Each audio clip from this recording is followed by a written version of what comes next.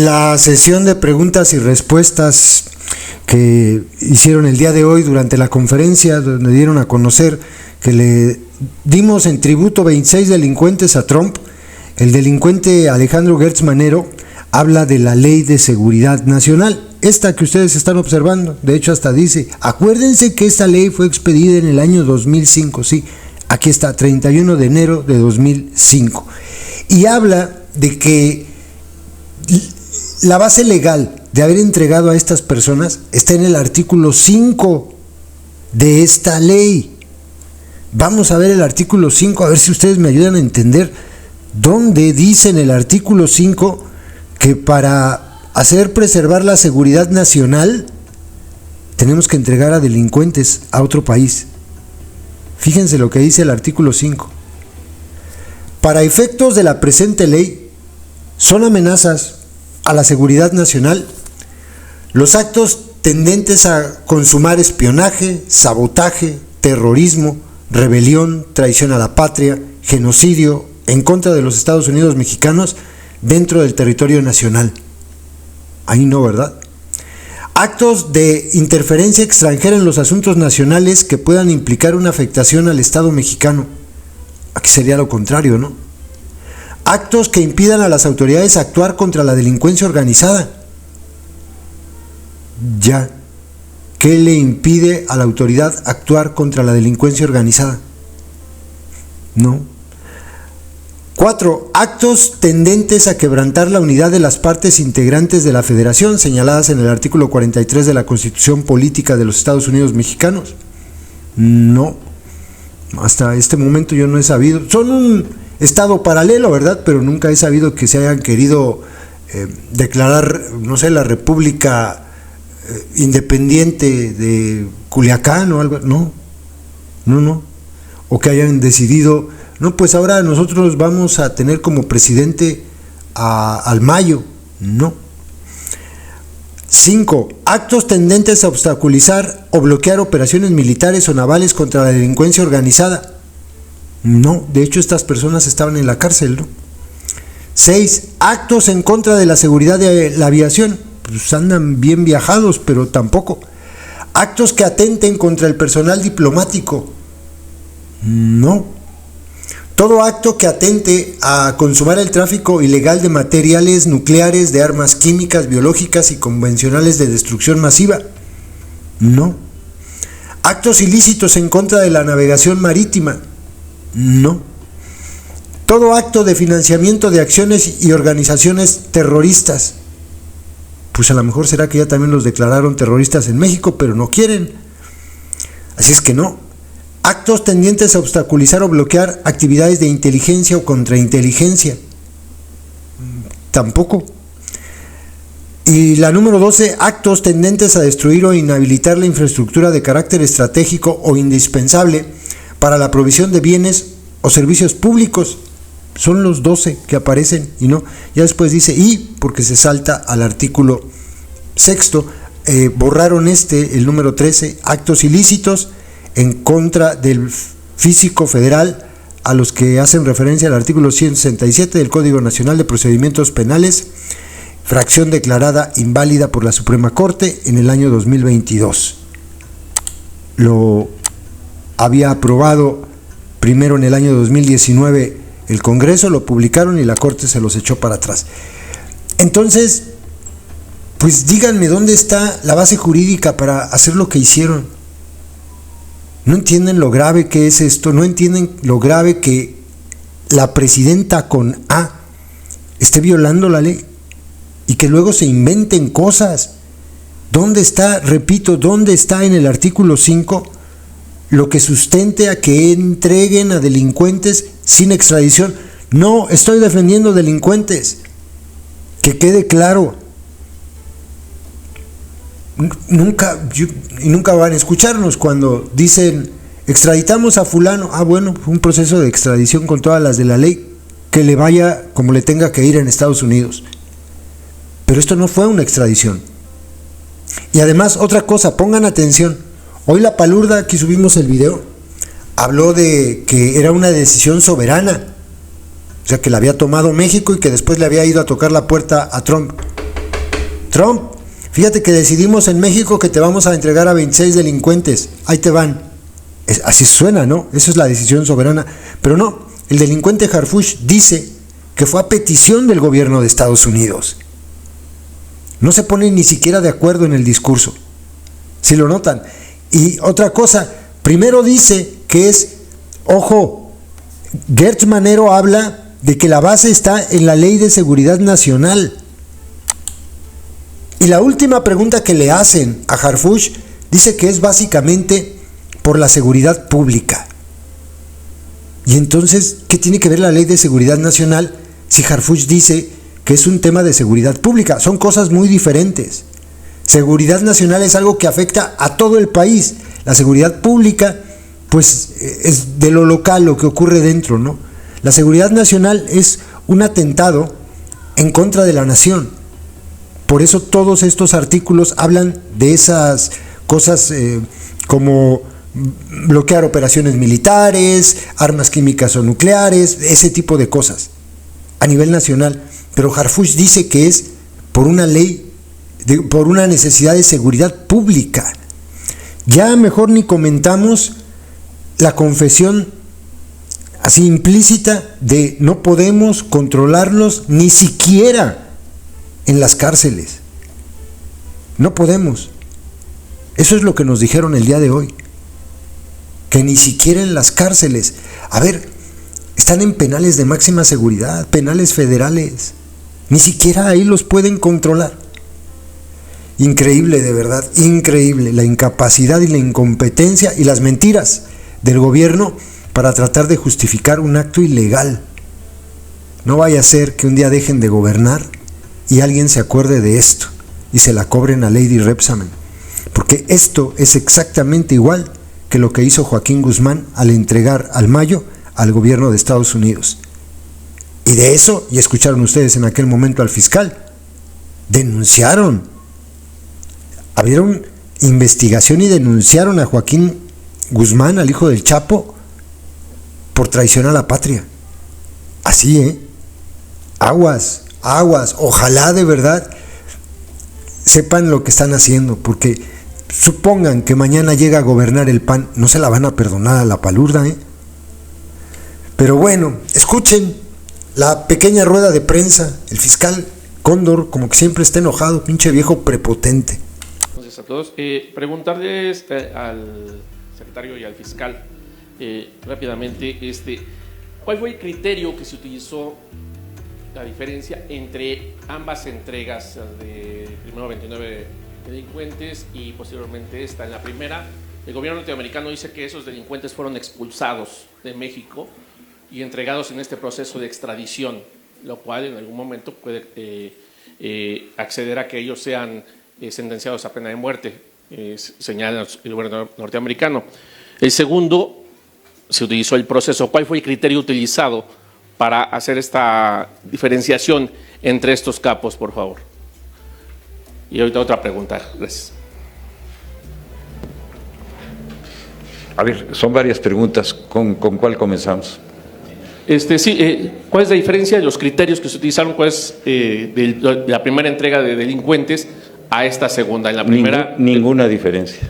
Ninguna diferencia. Estamos aplicando la misma base constitucional, la misma base legal, estamos aplicando las mismas convenciones internacionales, estamos aplicando el mismo sistema donde un país soberano requirente le pide a un país soberano requerido un apoyo de este carácter que está dentro del marco legal nuestro. Es exactamente lo mismo y además es lo mismo que vamos a seguir haciendo.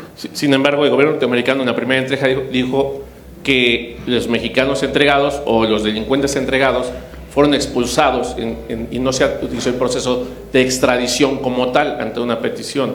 Y en esta sí se utilizó, a pesar de que, bueno, en dos casos tienen amparo. No se utilizó. No estamos aplicando la ley de extradición. Estamos aplicando la Ley de Seguridad Nacional en su artículo 5º, igual que la vez pasada. Ok, la siguiente pregunta es la entrega se hace a petición del gobierno norteamericano, tengo entendido, de estos delincuentes. Sí, señor. ¿No? Es correcto. Sí. ¿Hay algo a cambio que está entregando el gobierno norteamericano a cambio de estos delincuentes? No, las solicitudes no se negocian, se basan en razones jurídicas de procesos establecidos en cada país. Y en este caso, la solicitud de la Procuradora de los Estados Unidos, con toda claridad, dice y señala con especificidad los procesos y los juicios que cada una de estas personas tiene. No hay negociación de ninguna naturaleza. Sí. Para finalizar el día de hoy, el gobierno norteamericano anuncia que sancionó a varias empresas de tiempo compartido que están vinculadas al Cártel Jalisco Nueva Generación en Puerto Vallarta, en Jalisco. Esta es otra cosa. Ajá.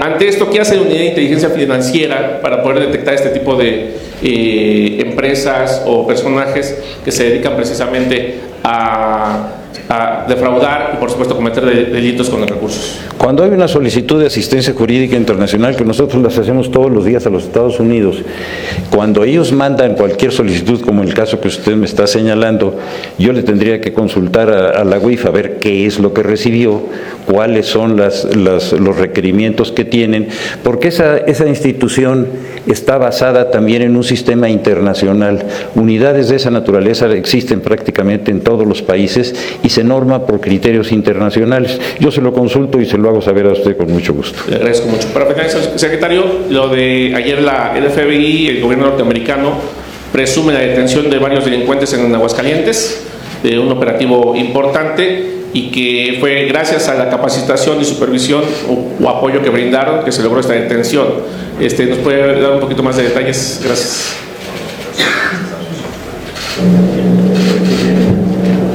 Claro que sí. En esa acción, toda la planeación de la operación, la acción física, la operación en sí fue 100% por autoridades mexicanas, específicamente por parte del Ejército Mexicano que tuvo esas detenciones. Por supuesto, hay en diferentes instituciones, aquí mismo en la Secretaría, capacitación, grupos que trabajan en coordinación con agencias estadounidenses, pero siempre respetando la soberanía y cada quien en su país. Sobre su otra pregunta de la pena de muerte, el Departamento de Justicia, como lo mencioné al inicio del mensaje, se comprometió a no aplicar la pena de muerte ni para los 29 que fueron trasladados en febrero, ni para estos 26, para ninguno. Ese se acordó con el Departamento de Justicia.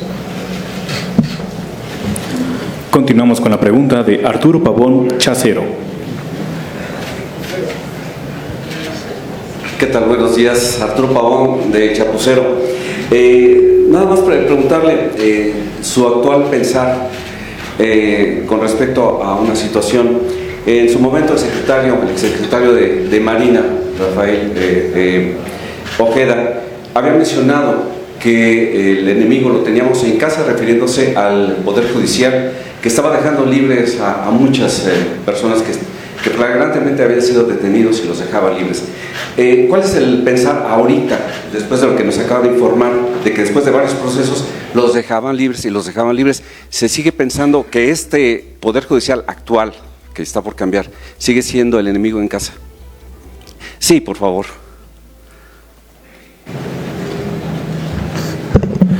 No es el pensar, es el actuar. Mire, el Poder Judicial es una estructura muy grande, tanto de orden local como federal. Y en ese universo hay una diversidad enorme de posibilidades. Nosotros no creemos que sea justo hacer una descalificación genérica cuando hemos hecho casos específicos. Sí tenemos casos específicos, sí son frecuentes. En estos casos de delincuencia organizada, el señor secretario acaba de señalar casos que son verdaderamente, que llegan a extremos que son increíbles. Pero yo creo que la función nuestra, y la va a seguir haciendo, es establecer en cada caso si existió un acto o de corrupción o de falta de respeto a las garantías individuales o francamente de ilegalidad, pero hacer una generalización no creo que sea justo. Lo que sí creemos y tenemos la certeza es que con un cambio sustantivo en el Poder Judicial vamos a tener una mejor respuesta a todas estas necesidades. Fiscal, ya que está ahí. Sí, señor. Teniendo a estas personas que han dejado libre a otros delincuentes, se está tomando nota para que cuando terminen su ejercicio en el Poder Judicial pues se les pueda fincar alguna responsabilidad, dado que incluso ha habido muertos por parte de, pues las Fuerzas Armadas y la población civil se siente traicionada. A ver, la acusación o la sanción, ¿para quién? Para los jueces que han dejado libres a personajes que posteriormente participaron en algunas balaceras y resultaron muertos a algunos civiles. Fíjese que las conductas judiciales van desde criterios jurídicos o administrativos que son reprobables desde nuestro punto de vista. Tenemos que ir a las instancias para poderlo demostrar. Cuando eso se transmite ya a lo que es un delito en contra de la impartición de justicia, que está establecido con toda precisión en un capítulo completo del Código Penal, que es el capítulo de delitos contra la impartición de justicia, como cualquier persona tienen que responder frente a la ley, pero es individual. Muchas gracias. Gracias. Para el señor secretario, si nos permite preguntarle, ¿cree usted que es proporcional lo que está haciendo México en cuanto a las acciones en contra de la delincuencia organizada con lo que está haciendo el gobierno de los Estados Unidos?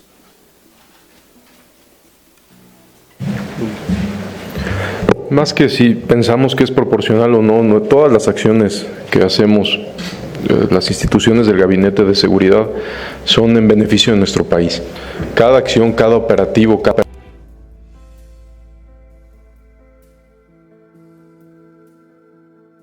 pacificar un estado, una ciudad, una comunidad. Obviamente hay colaboraciones internacionales donde también se busca frenar el trasiego de drogas, así como solicitarles a ellos que frenen el ingreso de armas. Pero nuestra misión es muy clara, nosotros trabajamos para las y los ciudadanos de nuestro país. Gracias. Continuamos con la pregunta de José Eduardo Esquivel, El Domo de Cristal. Buenos días, Eduardo Esquivel Ancona, Domo de Cristal. Yo quisiera preguntarles qué ventajas tiene para el gobierno de México estar deportando a estos delincuentes y por qué se hace a los Estados Unidos y qué ventajas se tienen de mandarlos a purgar su condena. Se envían a Estados Unidos porque allá tienen un procedimiento abierto.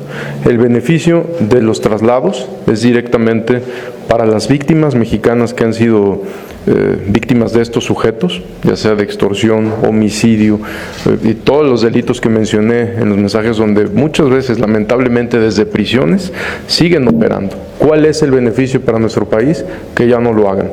Es eso, tal cual, de manera muy concreta, que al ya no estar, que al sacarlos de nuestro país no van a poder seguir operando en contra de la sociedad mexicana. Gracias. En otra pregunta, ¿tienen proyectado otros delincuentes mandarlos a Estados Unidos que están purgando a cualquiera de los dos?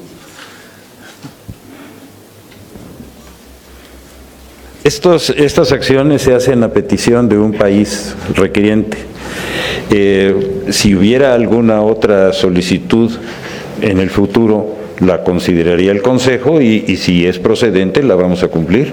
No es ni limitativo ni privativo, pero sí tiene que haber una solicitud de un gobierno y esa solicitud tiene que venir debidamente fundada y motivada con los procesos que esas personas tienen, por los delitos que tienen que coincidir con los delitos mexicanos y por el estado en el que se encuentra ese proceso. Y cuantas veces eso se dé, lo vamos a hacer. La pregunta de Ángel Hernández, de Milenio. ¿Qué tal? Buenos días, Ángel Hernández de Milenio. Una primera pregunta, aclarar lo que dijo el secretario García Harfuch. ¿Esto quiere decir que se negoció directamente con el Departamento de Justicia que se retirara de la mesa la pena de muerte para Rafael Caro Quintero, para Vicente Carrillo, que fueran entregados, pero también para Ismael Zambada García fue lo mismo? Y si va a ser lo mismo para Miguel Ángel Treviño Morales y Omar Treviño Morales, que también enfrentaban la posibilidad de la pena de muerte. Esa sería la primera pregunta. Mire, eso no se negocia. La Constitución mexicana y nuestras leyes establecen con toda precisión que en México no existe ni se aplica la pena de muerte.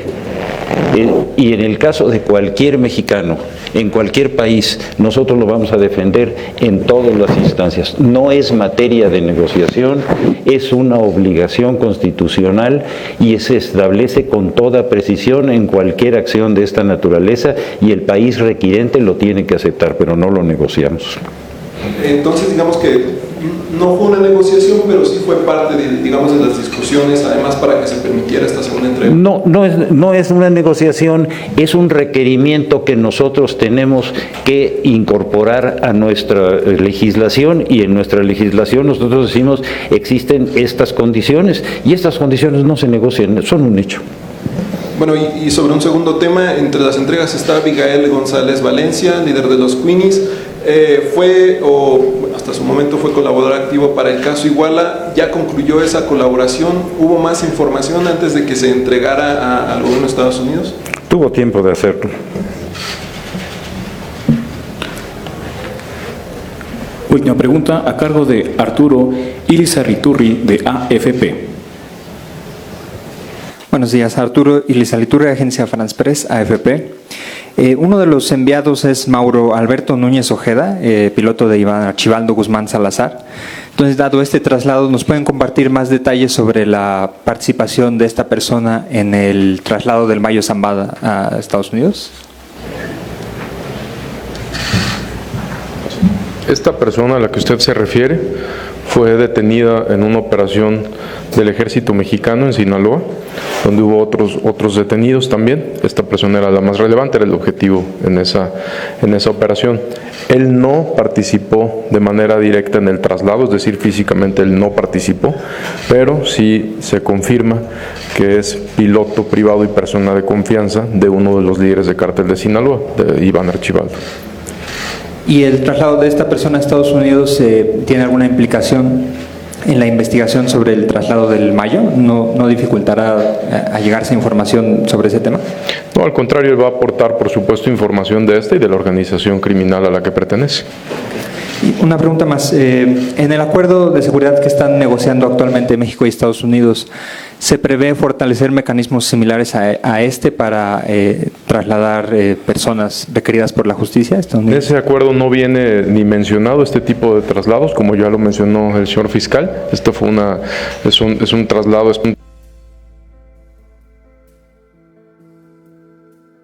Estados Unidos, pero en el acuerdo no se menciona este tipo de traslados. Bueno, por último, ha habido reportes en medios de comunicación sobre un dron militar de Estados Unidos sobrevolando esta mañana el Valle de México. ¿Nos puede compartir algo? Sí, claro, no es un avión militar, no es un dron militar. Son aviones son drones o aviones no tripulados, mejor dicho, que vuelan a petición específica de alguna institución del gobierno mexicano. Vuelan específicamente en apoyo y colaboración para investigaciones que nosotros tenemos en nuestro país. En este caso está volando la zona de Tejupilco y otras áreas del Estado de México, pero esa petición de nuestro país. Ninguna aeronave vuela, no hay ningún avión militar que vuele, digamos, en nuestro país de esa manera. Finalizamos sesión de preguntas y respuestas. Y de esta manera concluimos conferencia de prensa. En un momento se llevará a cabo una toma de fotografía de los integrantes de la conferencia. ¿El traslado de estas personas es una cuestión de seguridad nacional o de seguridad pública? Seguridad pública principalmente. Estos sujetos, como lo mencionamos, atentan contra la seguridad pública de nuestro país, como extorsión principalmente, homicidios, privación ilegal de la libertad, homicidios también de funcionarios. Es seguridad pública. Muchas gracias. Finalizamos conferencia de prensa.